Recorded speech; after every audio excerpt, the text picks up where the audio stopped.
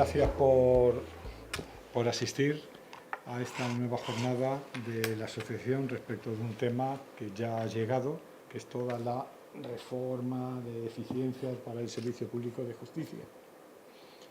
Yo antes de dar voz os quería comentar un poco un tema así como para que también los que faltan por llegar lleguen. Es que a partir de mayo la asociación va a hacer todos los meses, va a dar una conferencia sobre un tema de interés de la profesión de nuestra actividad de los peritos. Mayo, junio, septiembre, octubre y noviembre. Habrá de arquitectura, de economía, del mundo laboral, y la darán, por supuesto, otros miembros de nuestra asociación. ¿Vale? Ya recibiréis la información para que podáis asistir. También es cierto que van a ser conferencias, ponencias abiertas al público y por internet, ¿vale? Con lo cual se va a poder asistir, pues, todo el que desee por ese medio podrán asistir. Por tanto, ya dentro de poco recibiréis noticias de ello. La realidad que las ponencias, yo he sido un poco el que he estado en el tema, dirigiendo un poco el tema, y las ponencias son todas fantásticas y muy provocadoras, como ahora se dice. Bueno, pues oye, vamos a empezar. Hoy de nuevo hemos solicitado a Isabel López García Nieto que nos introduzca o nos lleve, nos presente la nueva legislación que ya se aplica. Y ella, como sabéis, es letrada de violencia de género número 3. Sí. Antes estaba, creo que en el 5, 6. y cubría suplencia, ¿no? En uno de contencioso, y ahora pues se ha centrado. Yo, la realidad que ya viniendo por acá, yo ya tengo preparadas 2 preguntas para ella, porque el tema que se nos viene y que se va a exponer creo que es bastante interesante, y creo que a lo mejor marcará el día de mañana un futuro dentro de, digamos, del mundo judicial en el que nosotros estamos inmersos y no podemos desconocer. Te doy la palabra y adelante. Bueno, en primer lugar quiero agradecer a la Asociación de Peritos de Madrid que hayan contado conmigo de nuevo, que se hayan arriesgado a contar conmigo, porque en este caso esta ley es más complicada que la que expuse la otra vez. Muchos de ustedes ya estuvieron en la anterior ponencia y me alegro de verles nuevamente. Espero que pueda iluminar un poquito de lo que entendemos los jueces y letrados de la Administración de Justicia que va a significar esta ley para nosotros. Hablaba José Granados de provocador. Provocador es esta ley. Esta ley es muy provocadora.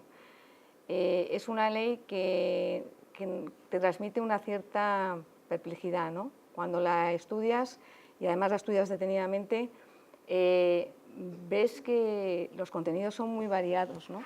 De repente te habla de la organización, que es toda la primera parte, y luego ya de todos los aspectos procesales, ¿no? Pero es que junto a estas materias mezcla otras materias que no tienen nada que ver. Habla de incluso en las reformas de la ley electoral, ¿no?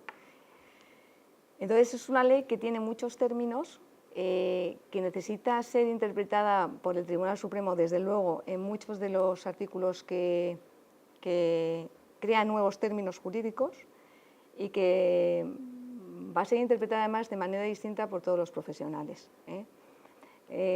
Hablando con Francisco, con José, antes de iniciar esta charla, yo soy acostumbrada a leer todos los días, bueno, aparte del Boletín Oficial del Estado, que les recomiendo que los lean todos, porque las reformas que van a venir en lo sucesivo son importantísimas a nivel jurídico y de la estructura organizativa. Leo también la revista La Ley, que nos la dan a todos los magistrados, y tenemos acceso a los artículos, tanto los letrados como los magistrados.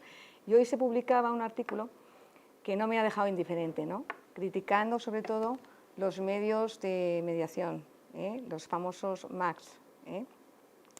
Era publicado por un catedrático de la Complutense que se llama Jesús María González García. Se lo recomiendo porque, así como hay grandes defensores de esta ley y piensan que con esta ley va a ser una panacea y todo se va a solucionar y los tribunales ya vamos a quitarnos de trabajo, los órganos judiciales, todo el atasco judicial va a desaparecer, pues hay completamente posiciones opuestas. concretamente la de este catedrático, ¿no? Que cuando acabas de leer su artículo pues tiemblas un poco, ¿no? Está en contra totalmente de los MACs, ¿no? De los medios que hay ahora de adecuación de solución de conflictos. La ley se divide en dos partes, tiene dos títulos. Bueno, luego tiene también varias disposiciones transitorias, concretamente tiene 8 disposiciones adicionales, 14 transitorias, una disposición derogatoria y 38 disposiciones finales. Los dos títulos, el título 1 tiene solamente un artículo, habla toda la reforma, ¿no? De toda la reforma que se hace en la ley orgánica respecto a lo que nos viene encima, porque ya no vamos a ser juzgados, vamos a ser secciones. O sea, yo no voy a estar ahora, hoy estaría mal dicho, perdóname José, pero ya no voy a ser titular del Juzgado de Violencia número 6 de Madrid, sino que seré titular de la sección sexta del Tribunal de Instancia de Violencia. Entonces, el tema no es que solamente se nos cambie el nombre, es que además nos vienen muchas modificaciones distintas, ¿no? He hecho 2 PowerPoint, uno centrándome en la organización y otro centrándome en lo que más les puede afectar a ustedes, ¿no? A los peritos. Entonces, empezaré hablando de la primera parte, que es la organización, ¿no? Que es el título primero. Bien. El título primero lleva por rúbrica las medidas de eficiencia organizativa del sector público de justicia para la implantación de los tribunales de instancia y las oficinas de justicia en los municipios. Reestructura la organización de los tribunales. Y el título segundo se ocupa de las medidas de materia de eficiencia procesal del servicio público de justicia, impulsa cambios procesales vinculados con instrumentos alternativos de solución de conflictos, mediación de arbitraje. Lo primero que tengo que decir también es que es una ley que no se lee en un día, ni en 2, ni en 3. Yo solamente en el preámbulo de la ley tardé en leerlo todo un día, porque es un preámbulo muy largo, es un preámbulo que si lo quieres masticar bien necesita mucho estudio, y luego los artículos siguientes ya ni les cuento, ¿no? Yo, aunque la he leído ya y la he repasado varias veces, es difícil de entender cómo se va a llevar a práctica toda esta organización, ¿vale? La entrada en vigor de la ley viene indicada en la disposición final 38ª, ¿vale? La presente ley entrará en vigor a los 3 meses de su publicación en el Boletín Oficial del Estado, es decir, desde el día 3 de este mes la ley ha entrado en vigor, Pero ocurre que no toda la ley ha entrado en vigor a los 3 meses. El título 1, que es todo referente a la organización, ya entró en vigor a los 20 días de su publicación. La disposición adicional primera sí lo decía. La disposición transitoria primera octava y la disposición final sexta de la presente ley entrarán en vigor a los 20 días. Es toda la materia organizativa. La atribución de competencias en materia de violencia sexual, esto me incumbe mucho a mí en mi juzgado de violencia 6. Ahora 3, porque toda esa materia va a entrar en vigor a los 9 meses. Es decir, somos los últimos en entrar en vigor.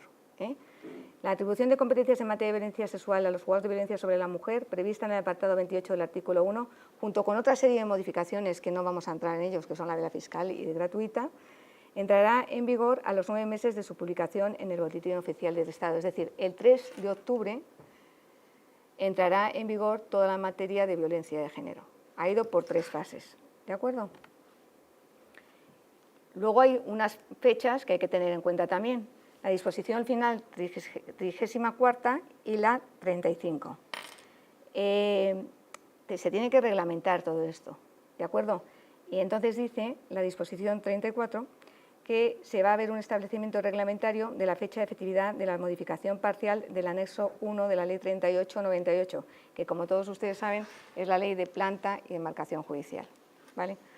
Dentro del año siguiente a la entrada en vigor de esta ley se establecerá reglamentariamente la fecha de efectividad de las modificaciones parcial del anexo 1 de la ley de planta. Es decir, tenemos un año en el que se va a ver toda la serie de estructuras nuevas de los juzgados, ¿no? Y además tenemos un plazo de 6 meses en el que habrá también otro reglamento para todo el tema de la oficina judicial. Hoy hablaba con una persona que está en el Ministerio de Justicia y digo, oye, ¿cómo van los avances? ¿Me puedes dar información? Porque tenemos esta tarde la charla de los peritos. Y dice, va rapidísimo. Digo, pues es que estamos todos muy preocupados de si esto se puede llevar a efecto. No solamente la entrada en vigor cuando habéis propuesto, sino efectivamente si va a haber todo tipo si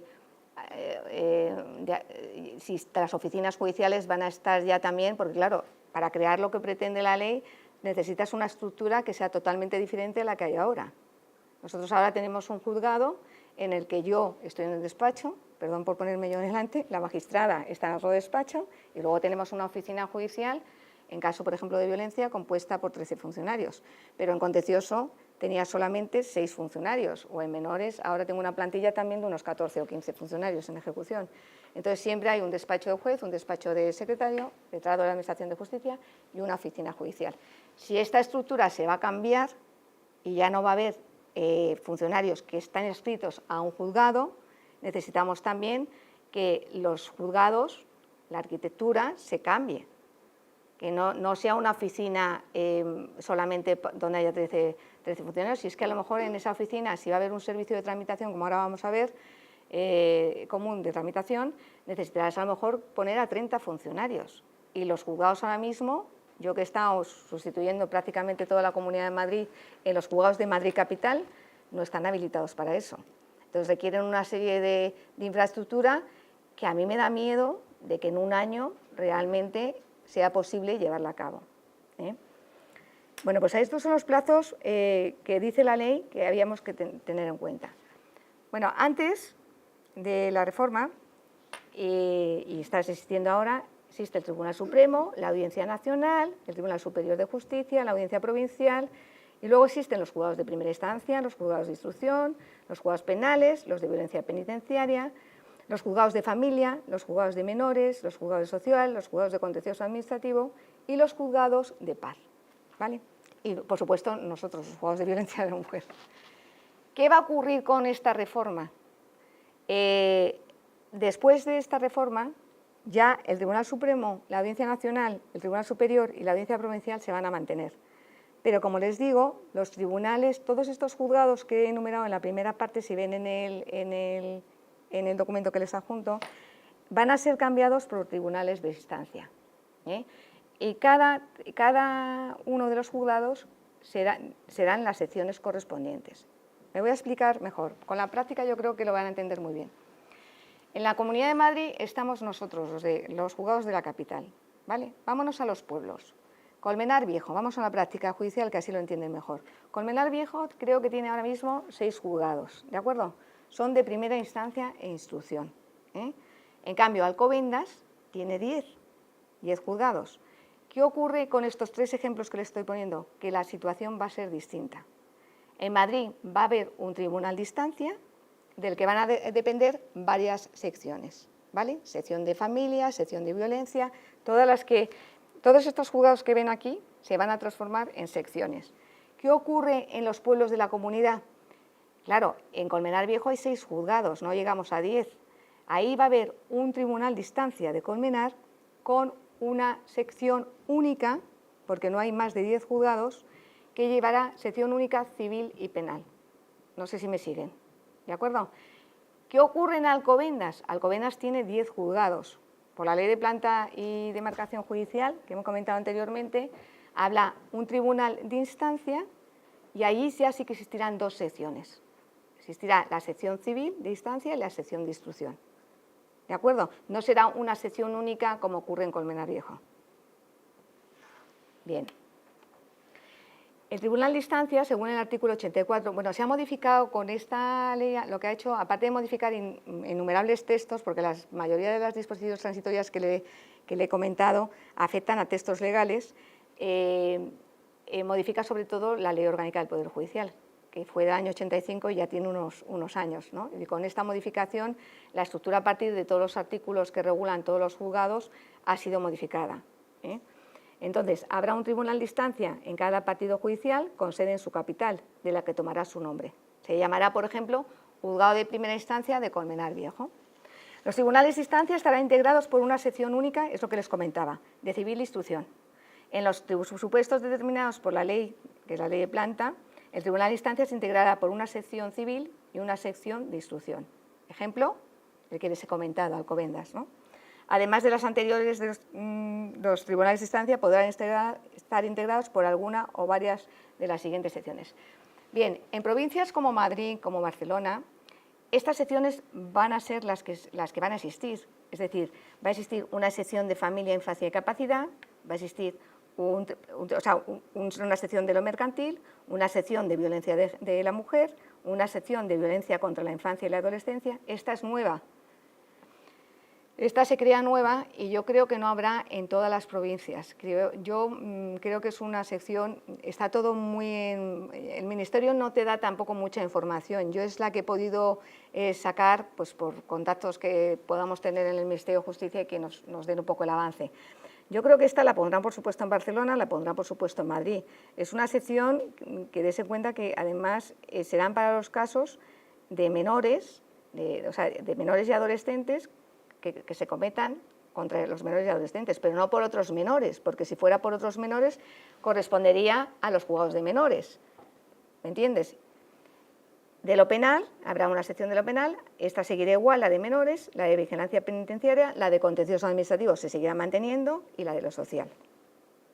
No sé si me están siguiendo, yo creo que con estos esquemas se puede entender mejor, ¿no? Y con la práctica de los ejemplos que voy poniendo. El artículo 84 también establece que, además de la creación de estas secciones especializadas, se mantiene la posibilidad de que en cualquiera de las secciones de los tribunales de instancia se especificen también algunas plazas para el conocimiento de determinadas clases de asuntos o las ejecuciones propias del órgano jurisdiccional de que se trate. Todo esto está en proyecto, es un proyecto. No sabemos todavía cómo se va a materializar, pero disponemos del plazo de aquí a final de año para que salga publicado en el boletín. No sé si vieron el boletín de hace, me parece, aproximadamente 20 días, en el que se mandaba ya la estructura de Murcia y de Toledo, ¿vale? En esa estructura ya sí que se estaban creando ya los determinados pueblos con qué servicios iba a tener en su partido judicial y también Murcia concretamente qué servicios comunes iba a tener. Eso que se ha creado para Murcia, para Toledo, es lo que se va a crear para Madrid. Y eso hay que estar pendiente del boletín para ver cómo va a quedar estructurado y cuántas plazas van a salir a convocatorias para que los propios letrados nosotros pidamos plaza y también pida plaza a los funcionarios a estos servicios comunes. Los tribunales de instancia estarán profesionalmente integrados por, como digo yo, el presidente del tribunal de instancia, es decir, habrá un presidente en Madrid, habrá otro en Colmenar, habrá otro en Alcobendas, los jueces y jueces, magistrados y magistradas que desarrollen su actividad jurisdiccional en los mismos y los presidentes de sección, cuando en la misma existan 8 más plazas judiciales, siempre que en el tribunal de instancia hubiere 2 o más secciones y el número total de plazas judiciales del tribunal sea superior a 12. Es decir, esto sí que lo tienen que cumplir porque está establecido así. O sea, aquí no vale el decir, no, ahora yo creo 12, no, es que la propia ley ya has puesto tú como legislador que sea así. Los tribunales de instancia estarán asistidos por una única organización que le darán soporte. Ahora ya se va a llamar la oficina judicial, ¿eh? Pero como les digo, si yo ahora tengo mi oficina judicial compuesta por 13 funcionarios, ahora la oficina judicial no va a estar compuesta, no, el juez no va a poderle decir a uno de los funcionarios, oye, Pepe, tramítame esto correctamente. No, no se lo va a poder decir porque va a haber un pool donde van a estar metidos todos los funcionarios y ya no van a tener esa inmediación que hay ahora mismo, ni yo, con el propio funcionario de tu juzgado. ¿Me gusta esta situación? Pues sinceramente me parece muy arriesgada.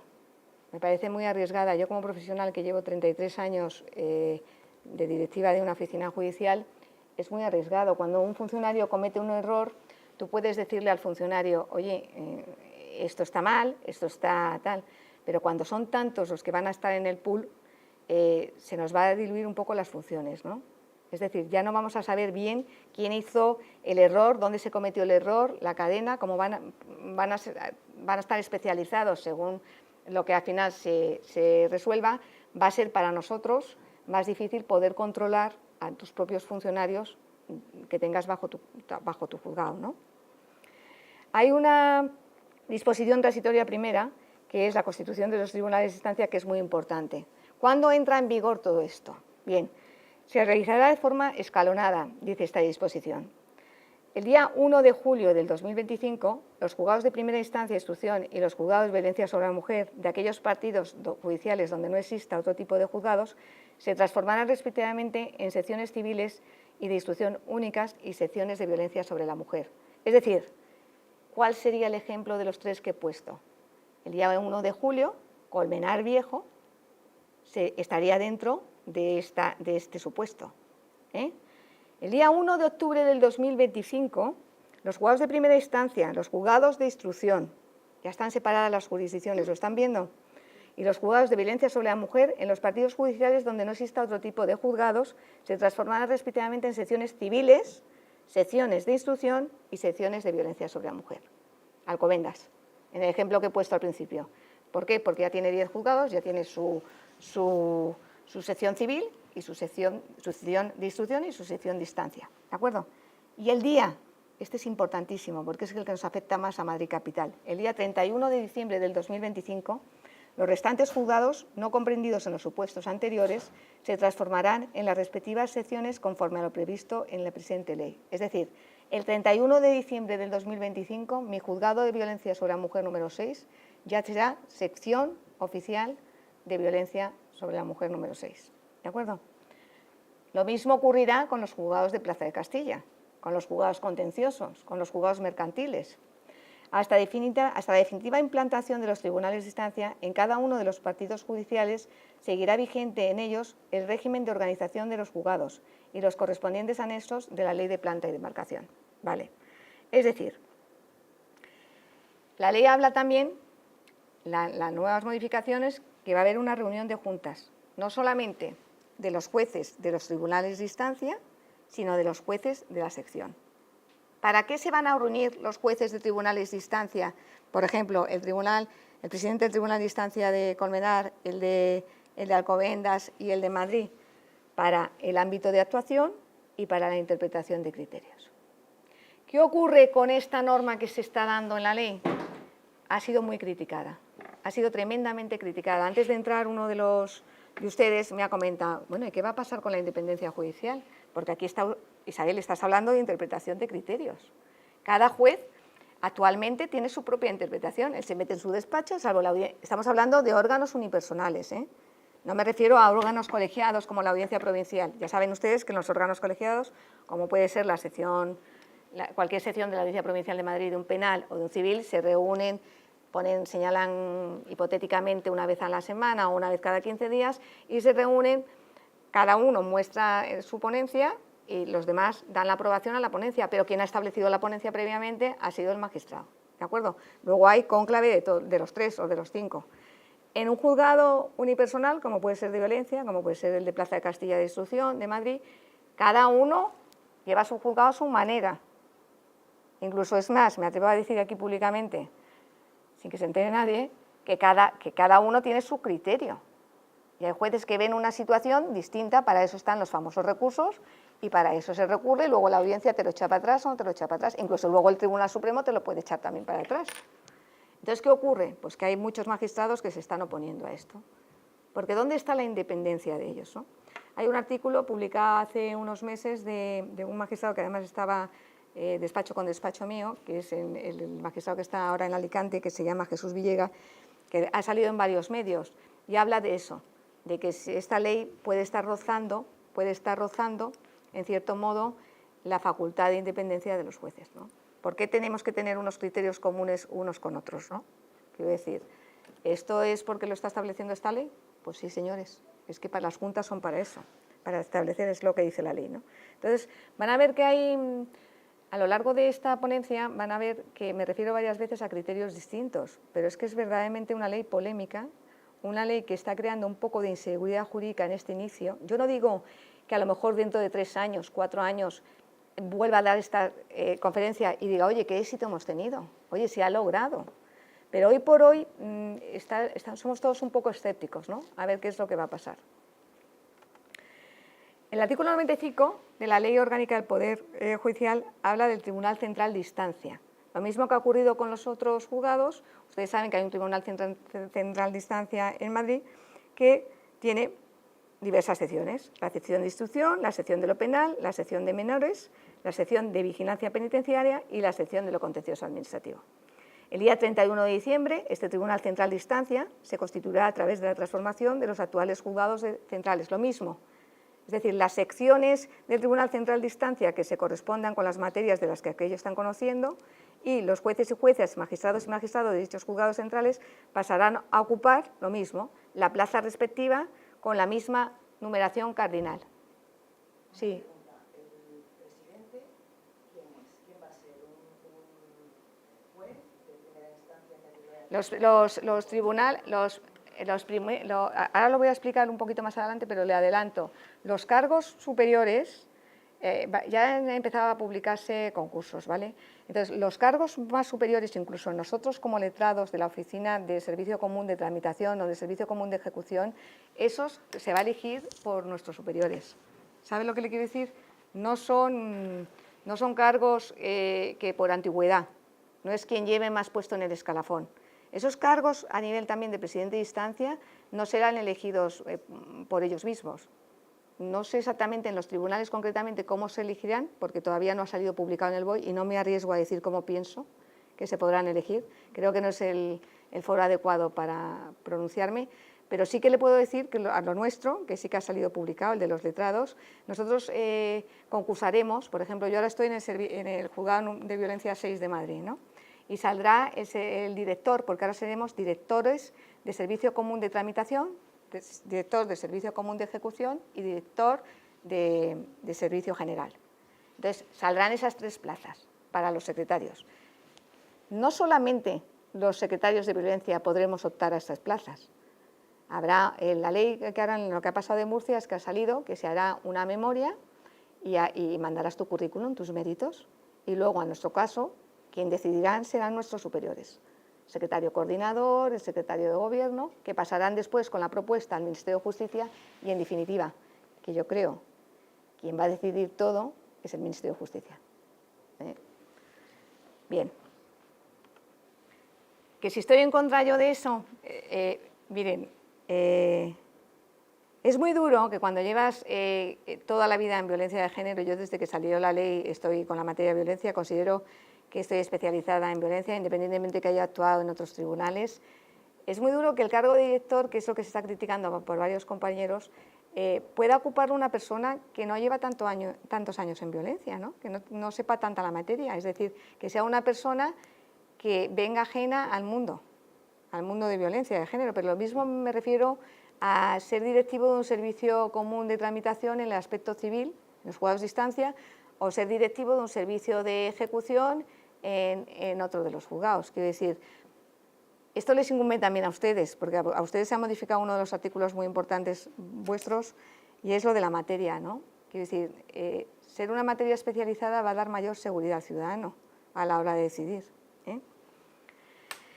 Después tenemos los famosos jueces y jueces de paz, el artículo 99 de la Ley Orgánica. ¿Qué pasa con estos jueces de paz? ¿Qué pasa con estos jueces que tenemos en Soto del Real? Por ejemplo, estamos hablando de Colmenar Viejo, vamos a ponernos con el caso de Tres Cantos, de Soto del Real, que pertenece al partido judicial, pero no tienen juzgados de paz. ¿Qué ocurre con estos juzgados? Bueno, pues se le atribuye innumerables competencias. La ley habla todo el rato y el preámbulo dicen que es mejor para el ciudadano. Que es mejor para el ciudadano y que se va a como es la ley de eficiencia, lo que se busca es la eficiencia procesal y jurídica, que lo que se va a intentar es que el ciudadano tenga menos inconvenientes para acceder a la justicia. Bien, me parece correcto, me parece bien. Todo lo que sea darle más facilidades a los ciudadanos de Tres Cantos o de Soto del Real. Estoy poniendo el ejemplo de la zona norte de Madrid porque yo creo que con ejemplos lo van a notar mucho mejor. ¿Qué ocurre? Pues que en cada municipio donde no exista tribunal de instancia, estos pueblos que les digo, y con jurisdicción en el término correspondiente, habrá un juez o jueza de paz. Las oficinas de justicia de los municipios, según el artículo 439 ter, quedan configuradas como unidades no integradas en la oficina judicial del partido judicial y se constituye en el ámbito de la organización de la Administración de Justicia para la prestación de servicios a la ciudadanía en los respectivos municipios. Se amplían sus servicios. Yo he puesto aquí 4 ejemplos, que son la práctica de los actos de comunicación procesal que deben entenderse con quienes residan en el municipio. Es decir, estas personas que integran esa oficina judicial del partido del juzgado de paz van a hacer todas las comunicaciones con los habitantes de esos pueblos.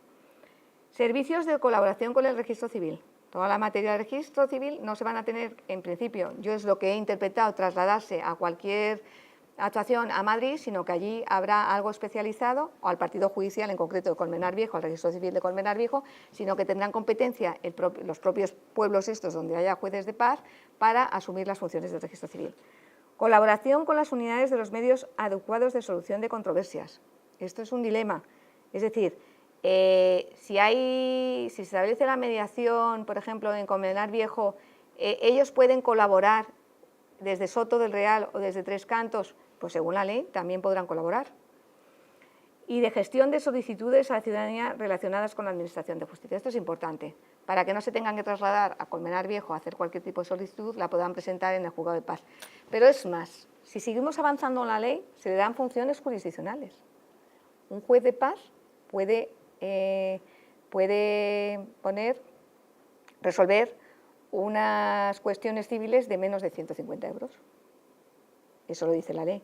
Un juez de paz puede resolver unos delitos leves. Ojo, me estoy hablando de delitos leves. Yo me imagino que cuando la ley le ha dado esa capacidad para que el juez de paz resuelva eso, le está dando materia muy concreta. No estamos un delito leve que la pena ya es bastante superior, sino vamos a los inferiores. Insultos, unas vejaciones. Yo creo que eso sí que lo podría resolver un juez de paz, ¿no? Se tiene que concretar más. La disposición transitoria sexta dice que en la fecha de constitución prevista en cada tribunal de instancia, para cada tribunal de instancia, los juzgados de paz se transformarán en oficinas de justicia de los municipios. A ver si me han cogido la idea. Si yo transformo Colmenar Viejo, el tribunal de primera instancia, lo transformo, hemos quedado que Colmenar Viejo entraría en vigor el 1 de julio, ¿no? Si lo transformo el 1 de julio, ¿qué ocurre con el juzgado de paz de Tres Cantos y según esta disposición? Y de Soto Real, se tendría que transformar también como juzgado de paz y con estas nuevas competencias el 1 de julio. ¿Me siguen? Alcobendas hemos quedado que era el 3 de octubre. Si yo transformo el octubre el juzgado ya en tribunal de primera instancia, los pueblos que tengan juzgados de paz de alrededor se transformarán también en esa fecha en las nuevas oficinas asumiendo las competencias. ¿De acuerdo?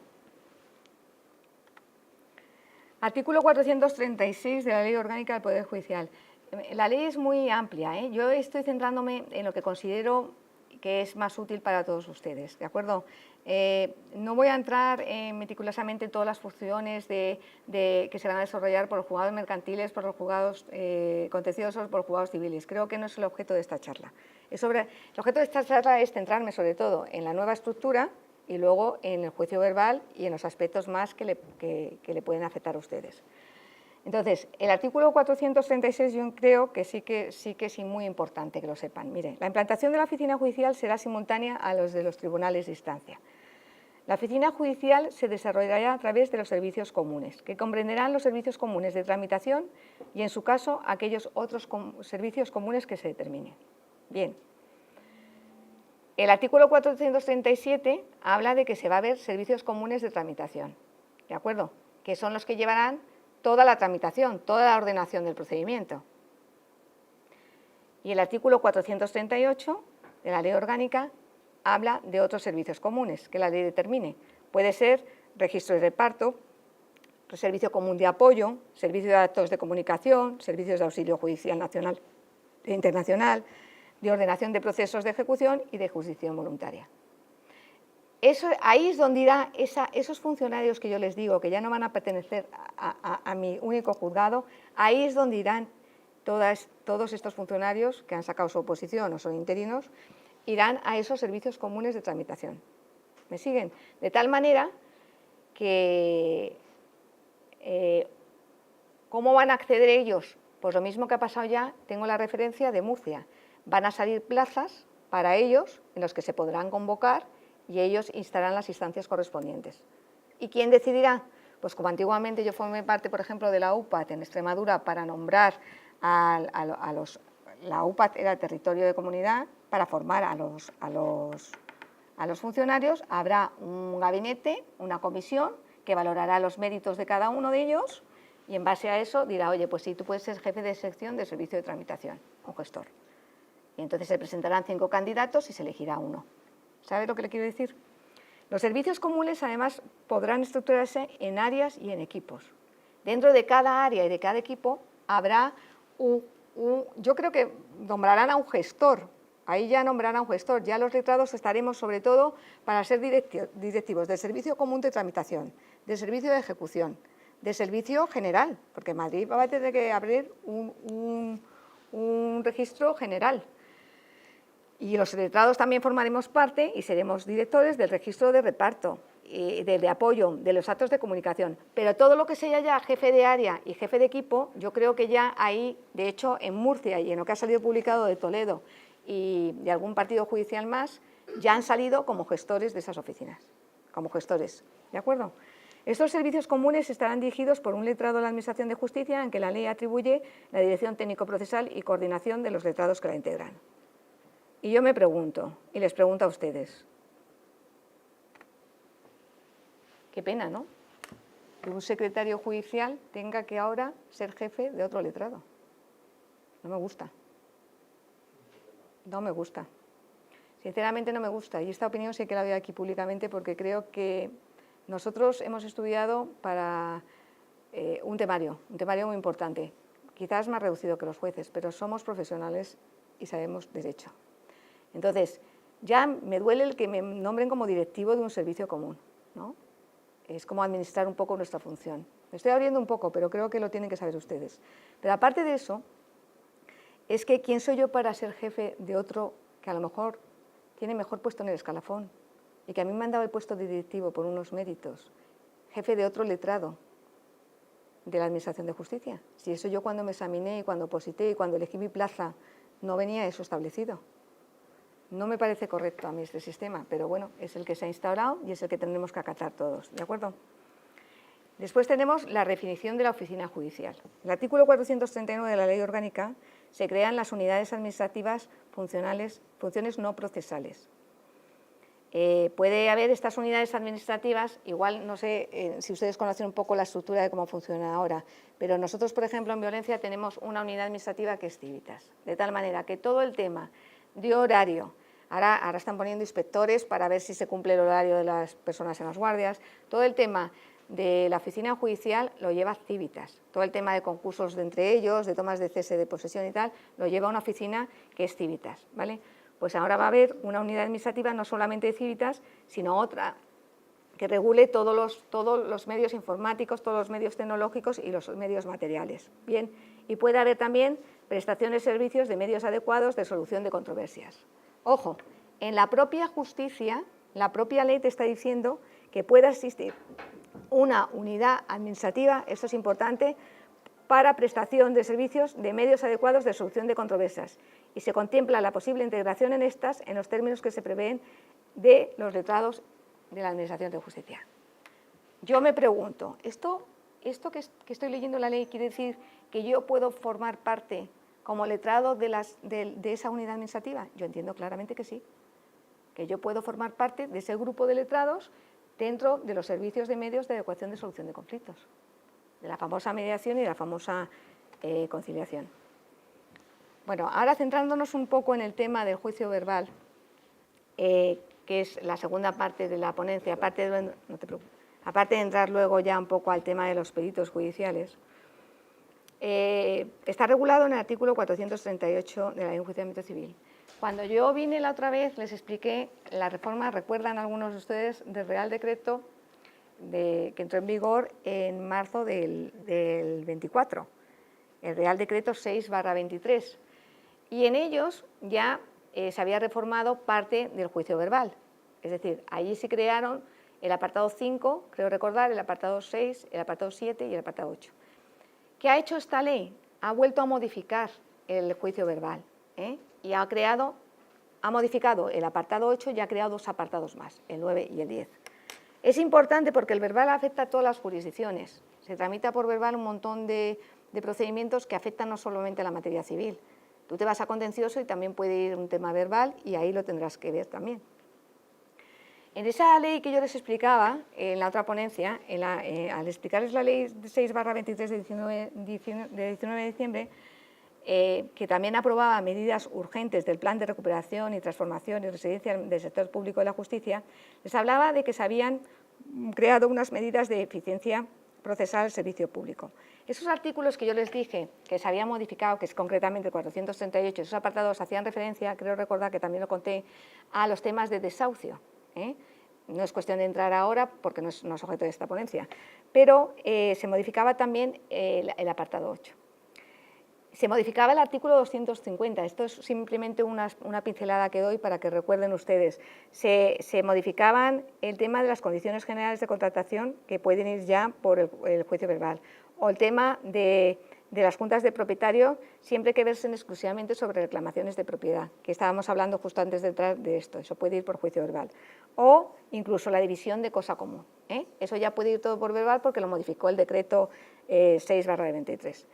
Y se decidirán también que vayan por juicio verbal y aquí se amplió la cuantía de 6.000 a 15.000 euros. ¿Bien? Y además se añadió un artículo que era el procedimiento de testigo. ¿Vale? ¿Qué ha hecho esta nueva ley? Ha cambiado totalmente ese artículo, ese apartado 8 ha sido modificado nuevamente. ¿Qué busca la ley? Pues si antes era directamente, tú metías la demanda, interponías la demanda, pasaba a la otra parte, contestaba, podía reconvenir o no, ya saben los casos de reconvención que había, estaban estipulados. Luego ya directamente señalabas a vista, y ya se celebraba la vista. ¿Qué ha ocurrido? Que ahora el procedimiento que se prefiere es escrito. Es decir, se intenta suprimir vistas judiciales.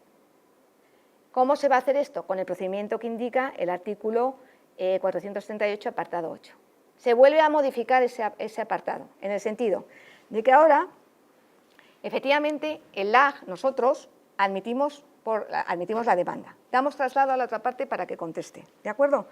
Y una vez contestada en el plazo de 10 días, hay 5 días comunes a las partes para proposición de prueba.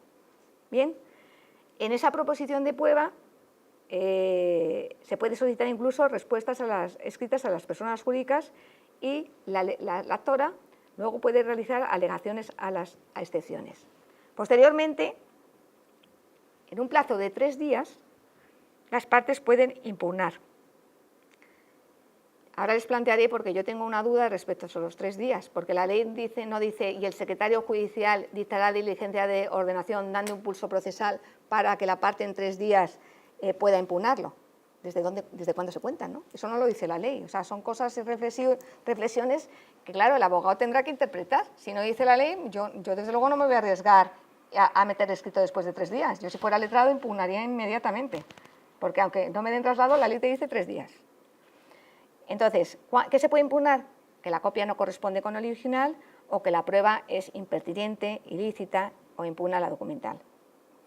Y entonces ahí viene el quid de la cuestión, ahí viene lo importante. ¿Qué hace el juez? El juez puede dictar un auto y en ese auto va a resolver la impugnación de la cuantía, las excepciones, la admisión de prueba y la pertinencia y celebración de vista. Es decir, el juez directamente ahí te puede decir ya, oye, que yo aquí no hay prueba testifical, tengo solamente la documental, y ahora una cosa que les afecta mucho a ustedes, o tengo la pericial y no la considero, no considero que el perito tenga que venir a ratificar a la vista, y dice que no quiere vista. ¿Cuándo no hay vista? En el verbal. Esto afecta muchísimo a los peritos judiciales, ¿de acuerdo? No hay vista cuando la única prueba sea la documental y no sea impugnado, ¿de acuerdo? Cuando los informes periciales y el tribunal no entiende el juez que sea pertinente su presencia. Es decir, ustedes pueden haber emitido un informe, pero el juez, si no hay testifical que lo obliga a celebrar vista, puede decir, oiga, es que a mí yo ya me ha quedado claro con el informe que me ha emitido este perito y no quiero celebrar vista. Como no tengo testifical y probablemente la impugnación de la documental se ha hecho no por el tema de la validez de la prueba, yo tiro para adelante y no celebro vista y se queda el procedimiento en su despacho para poner la sentencia. Esto no pasaba antes. Normalmente todos ustedes siempre iban luego a ratificar al juicio el informe que habían dado y las partes tenían opción a que le preguntaran. Ahora ya directamente eso se ha suprimido para todos ustedes. Si el juez considera que no hay prueba testifical y que solamente piden la pericial y ya considera él que con la pericial ya es suficiente, lo que le han puesto en el escrito, en el informe de ustedes, ya no es necesario acudir a la vista si así lo decide. Declara concluso el juez por auto y contra ese auto el abogado puede recurrir en reposición. Hay una novedad muy importante y es la sentencia oral del artículo 210.3 de la Ley de Enjuiciamiento Civil. Bien. Bueno, antes de nada tengo que decir que hay una disposición transitoria, la 9ª, que indica, claro, todo esto cuándo entrará en vigor, porque claro, si yo tengo procedimientos que ya los tengo iniciados, el juez, pregunta que yo haría si estuviera sentada ahí, ¿el juez a mí también me puede decir ahora en un procedimiento que yo tengo iniciado que no voy a comparecer en juicio? ¿Me siguen? Porque ya está con la ley nueva. No, vamos a ver. Esto es para los procedimientos, eso es lo que dice la disposición transitoria 9ª, esto es para los procedimientos que entren en vigor, a partir de la entrada en vigor que yo he dicho del 3 de este mes. Es decir, todos los procedimientos que se siguen en el juzgado se deberán tramitar conforme al establecimiento anterior. Los que entran en vigor ahora, los que ahora usted mete la demanda en el juzgado, son estos los que van a tramitar con aplicación de esto. Pero hay un artículo, que es una disposición 210, que se ve modificado. ¿En qué sentido?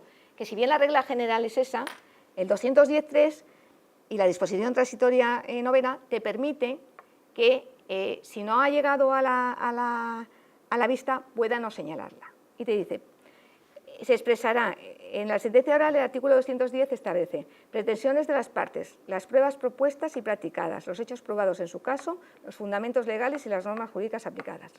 Después hará una redacción escrita de la sentencia, se le notificará a las partes y empezará a recurrir. Si no se recurre la sentencia, ya se declara firme, ¿de acuerdo? Y decreta la firmeza. ¿Puede un juez dictar una sentencia oral en un verbal de un procedimiento anterior a la entrada en vigor, fecha 3 de abril, de la ley nueva? Sí, lo permite la disposición transitoria 9ª.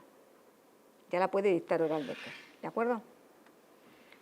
Las dudas interpretativas que me origina a mí esta ley y este apartado del juicio verbal. La primera duda es el cómputo de plazo para presentar las impugnaciones a las que se refieren los artículos 280, 83, 87 y 427, que son cuando yo he dicho que se pueden impugnar porque son las pruebas impertinentes, inútiles, ¿no?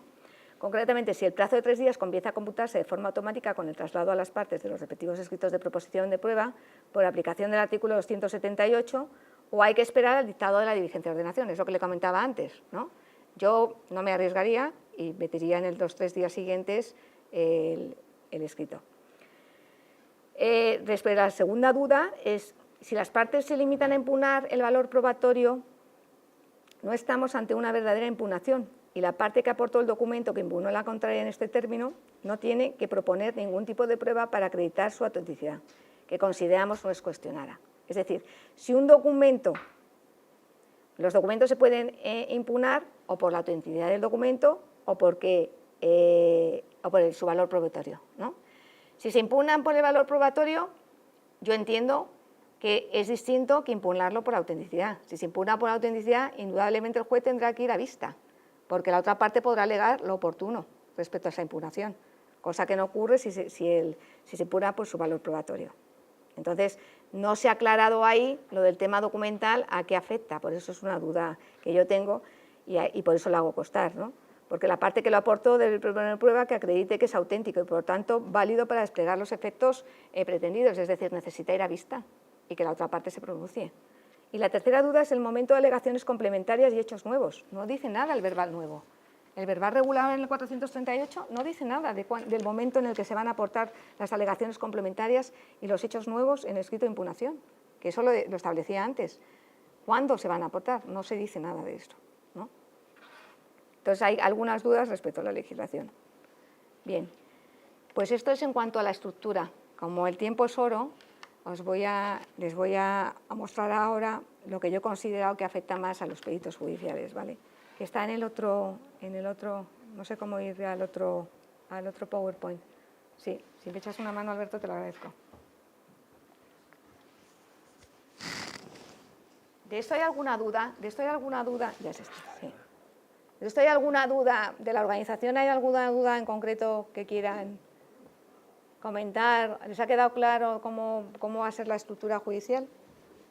Bueno, más que nada el Excel, supongo que también se adaptará, ¿no? A la hora de presentar los escritos. Todo. Ya no podrá presentar un escrito dirigido al Es que además hay que tener mucho cuidado donde diriges los escritos, ¿eh? Hay que tener un cuidado tremendo. Ahora los escritos tendrán que ir dirigidos al tribunal, a la sección tercera del Tribunal de Primera Instancia de Violencia. Imagínate, te lo presentas en un juzgado que es una sección. Te lo van a devolver. Esta mañana es una tontería, pero he devuelto un escrito porque esta mañana era una demanda, era una ejecución, a ver si me acuerdo, era una ejecución y era una demanda que se presentaba como escrito. Bien, dos cosas. Se presentaba como escrito en una ejecución que yo llevaba, pero era una demanda de una tasación de costas que se había dictado por la Audiencia Provincial. Y efectivamente, nosotros somos competentes para ejecutar las tasaciones de costas si no pagan. Pero diríjame usted, letrado, como demanda, no como escrito, no tiene nada que ver con la ejecución que yo he llevado de un divorcio. Entonces, esta mañana lo que he hecho es devolverlo primero, porque no puede presentar un escrito en el procedimiento sin que pase por decanato. A mí me cuenta, a todos nos cuenta como una demanda más. Yo no puedo admitirla si no me entra por decanato y entra como una demanda más. No sé si me siguen. Entonces he puesto una diligencia de ordenación diciendo que se presente correctamente, bien como demanda, pero no como escrito en una ejecución que no tiene nada que ver, que lo que estás haciendo no es ejecutar una pensión de alimentos. Lo que estás haciendo es un tema totalmente distinto, que es ejecutar una tasación de costas que se ha dictado por la Audiencia Provincial. ¿Me entienden? O sea que va a ser muy importante dónde dirijan los escritos, no solamente los letrados, ustedes también, dónde dirijan el informe pericial.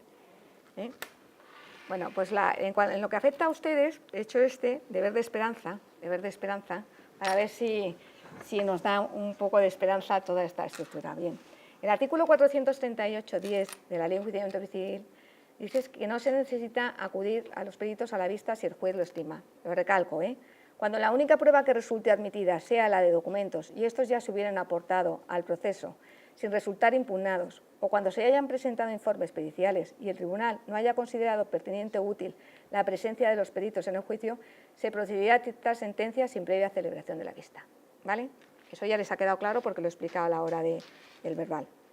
Pero es que hay otro artículo también muy importante que a mí me ha chocado mucho y a la hora de reflexionar sobre él quiero comentarlo con ustedes a ver cómo lo ven. Dice el artículo 340, habla de un término nuevo, habla de un término que se dice expertos en la materia. Y dice el artículo 340, condiciones de los peritos. Los peritos deberán poseer el título oficial que corresponda a la materia objeto del dictamen y a la naturaleza de éste, y ser acreditados expertos en la materia. Ojo, recalco, y ser acreditados expertos en la materia, que es lo que modifica esta ley. Si se tratara de materias que no estén comprendidas en títulos profesionales oficiales, habrán de ser nombrados entre personas entendidas en aquellas materias. Y yo me pregunto, y le pregunto a ustedes, a ver si ustedes me pueden dar un poco de luz, ¿cómo se acredita expertos en la materia? Y pongo a continuación mi reflexión. Indudablemente, la jurisprudencia es la que va a tener que decir qué se entiende por expertos en la materia. ¿A qué se va a referir? ¿A la antigüedad? Un momento, ¿a la antigüedad de profesión de todos ustedes? ¿O quizás se refiere al número de trabajos realizados?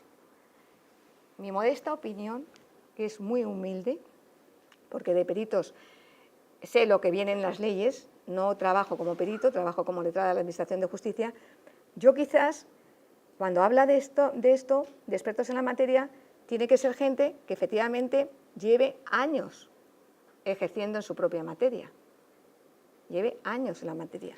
Para mí, expertos en la materia es práctica en la materia. Un perito que haya practicado en el área de su disciplina, para mí, dispondrá de mayores conocimientos prácticos, ¿no?, que otro que no lo haya hecho.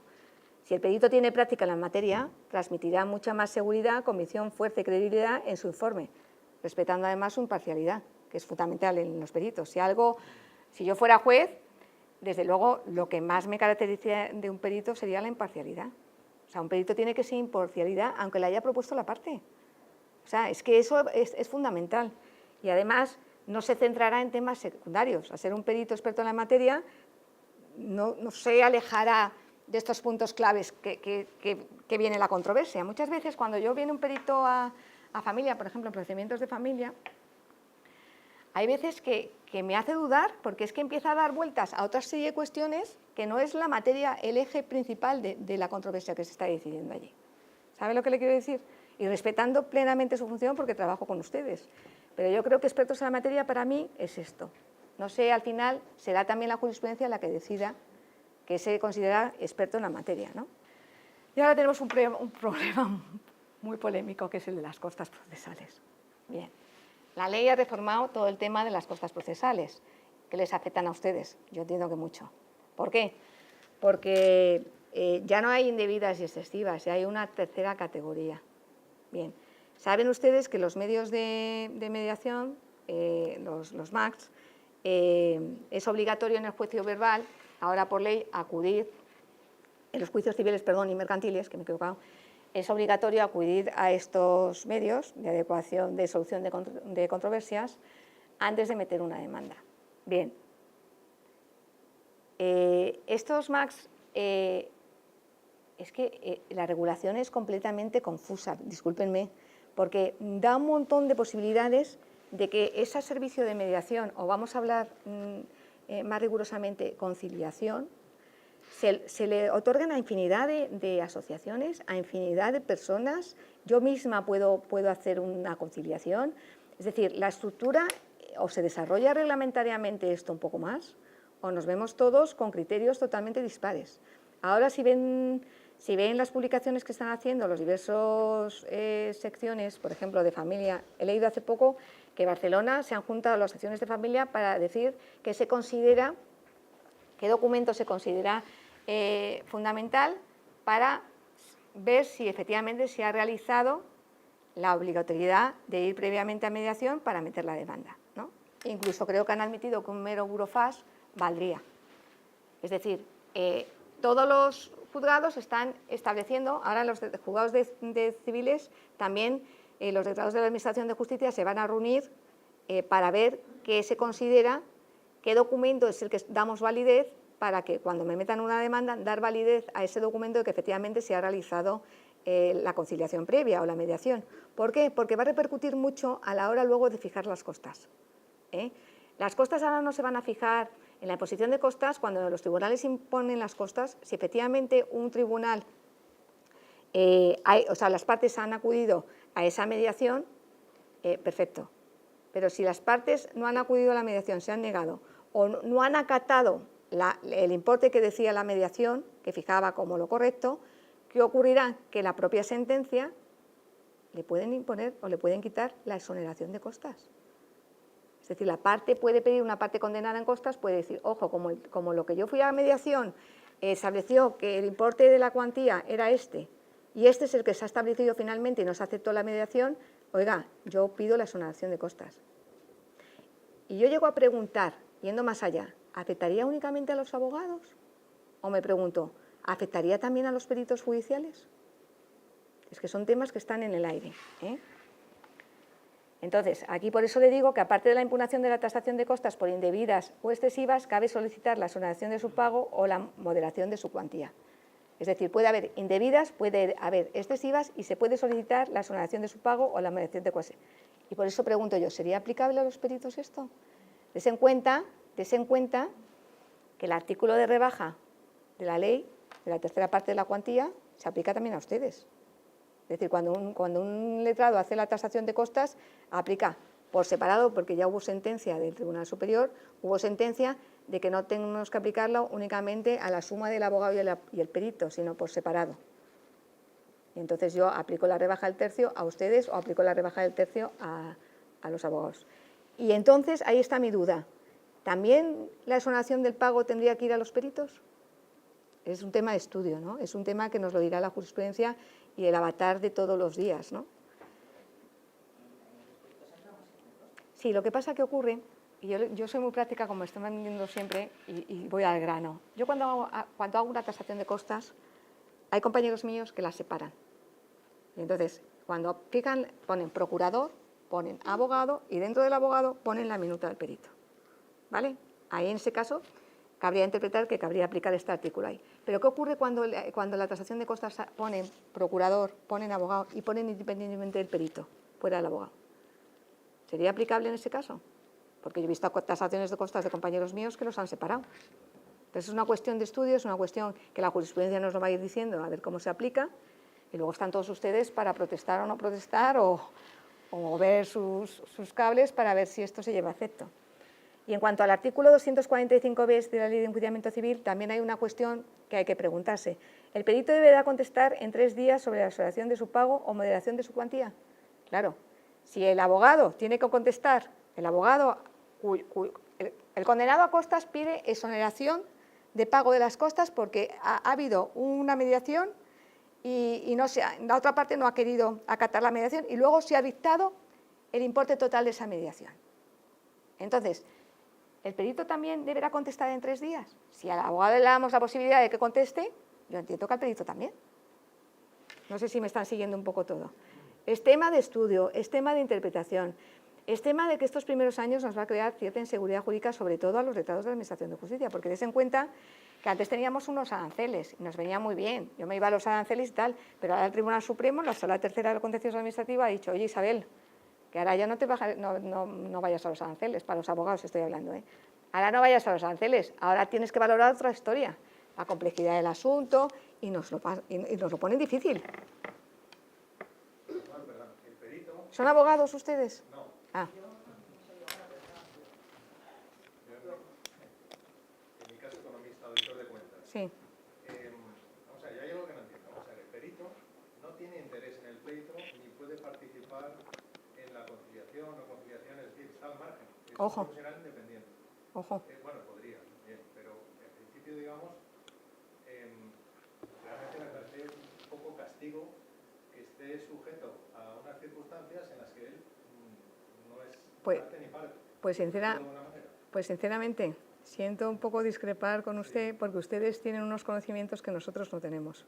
Muchas de los pleitos, sobre todo un contencioso administrativo, que yo he estado meses en contencioso, un civil, muchas veces un mercantil, las decisiones de los peritos en un concurso, en una quiebra, o sea, son fundamentales. No, si no digo que no sean fundamentales. Son fundamentales. Ustedes pueden hacer mucho en la negociación. Si quiere que me sea más clara, ustedes pueden hacer mucho. Por eso en las reflexiones finales yo les meto a ustedes. En lo que el artículo 15 dice que pueden ser, habla concretamente de derecho colaborativo. No sé si lo han leído en la ley. Y hablan concretamente de personas imparciales, personas, o sea, es que pueden a ustedes meterles perfectamente en los temas de mediación. Por ejemplo, el hecho de que acepten o no acepten una mediación, el perito ahí... es que eso ya no sé... Pero eso son parte de las que tienen la decisión. Sí, ¿no? sí, pero por eso no. En el derecho colaborativo estará presente los abogados y se dictará un acuerdo en base a lo que hayan acordado, ¿vale? Realmente no es un proceso, pero habrá un acuerdo en que los abogados estén presentes y yo creo que hoy ustedes tienen una labor importante. Es más, ahora, miren, van a ver aquí las reflexiones finales, bueno, esto ya lo he contado, que es bueno, es importante que la impugnación por excesivas de costas, ya no cabe imponer costas al perito y al abogado, si sus honorarios se hubieran considerado excesivos. ¿Se acuerdan que los que estuvieron presentes en la otra charla mía, yo ya lo planteé esto que ahora ha resuelto la ley? Que yo decía que yo no imponía cuando unas costas eran excesivas y yo ya había resuelto, el colegio había emitido informe, tanto su colegio como el colegio de abogados, cuando yo resolvía, yo ya no ponía las costas, no las imponía a la parte, no me parecía justo. Ahora ya viene reflejado. Ahora ya me he quedado contenta porque en la propia ley, en el artículo 246.3, en la impugnación por excesivas, se dice ya no cabe imponer costas al perito en el incidente y al abogado si sus honorarios se hubieran considerado excesivos. Eso ya es un logro. ¿De acuerdo? Y luego, ¿qué es obrar con abuso de la justicia? Que todo el rato dicen en las costas, ¿no? El que obrara con abuso público de la jurisprudencia. Indudablemente es un término que la jurisprudencia tiene que perfilar. Igual que ha perfilado la mala fe, la temeridad, tiene que perfilar que se considera obrar con abuso público de la justicia. Porque además, es que ese término aparece muchísimas veces en la ley. Incluso en la imposición de multas, en el artículo 247.3, aparece también. Este término... yo no puedo decir ahora lo que yo considero abuso público de la justicia. Yo creo que tiene que ser la jurisprudencia, el Tribunal Supremo, quien delimite este término. Y además, las consecuencias del abuso público de la justicia son muy fuertes, porque están afectando a las costas, a importes muy elevados muchas veces. Perdone, antes se ha dicho, si le he entendido bien, que para el tema de las costas, si un acuerdo de acción de las partes no lo acata, o no lo cumple, entonces ¿cuál es el de...? Mire, En el artículo 246.4 es el que trata este tema que usted me está preguntando. Se puede desestimar la impugnación o se puede estimar total o parcialmente la impugnación, ¿vale? Si el que impugna la tasación de costas, todo esto viene reflejado aquí, por indebida, se impondrán las costas del incidente la parte impugnante si hubiera obrado con abuso del servicio público de justicia. Fíjese qué fuerte es este término que tiene que sentar la jurisprudencia.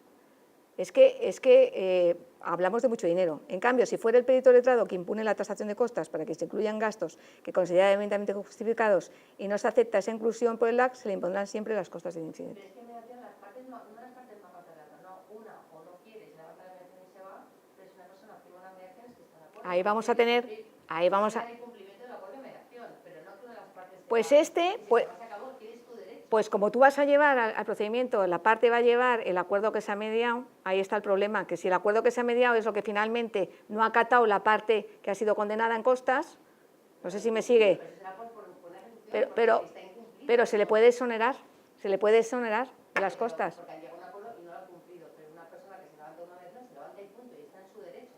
Sí, yo estoy con usted, yo ahí estoy con usted, tú no puedes obligar a nadie a cumplir un acuerdo, porque ¿dónde está la garantía de la libertad de todos nosotros?